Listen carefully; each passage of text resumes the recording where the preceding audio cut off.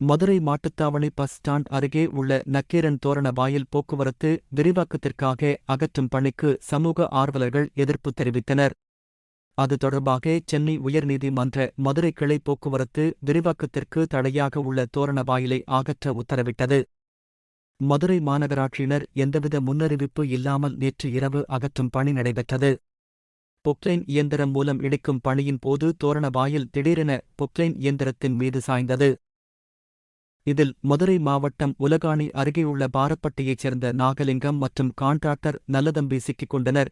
விரைந்து வந்த தீயணைப்பு படையினர் கான்ட்ராக்டர் நல்லதம்பியை பலத்த காயத்துடன் மீட்டனர். பல மணி நேர போராட்டத்திற்கு பிறகு நாகலிங்கம் இறந்த நிலையில் மீட்கப்பட்டார். இது தொடர்பாக காவல்துறையினர் பணியின் போது அலட்சியமாக இருந்ததாக கூறி மாநகராட்சி அதிகாரி மற்றும் ஒப்பந்ததாரர் நல்லதம்பி ஆகிய இருவர் மீது 3 பிரிவுகளின் கீழ் வழக்கு பதிவு செய்து விசாரிக்கின்றனர்.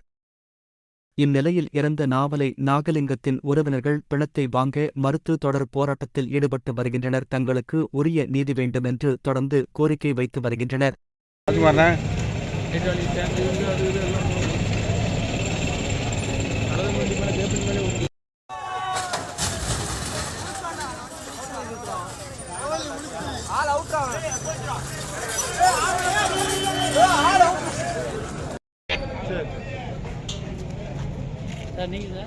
போட்டுருங்க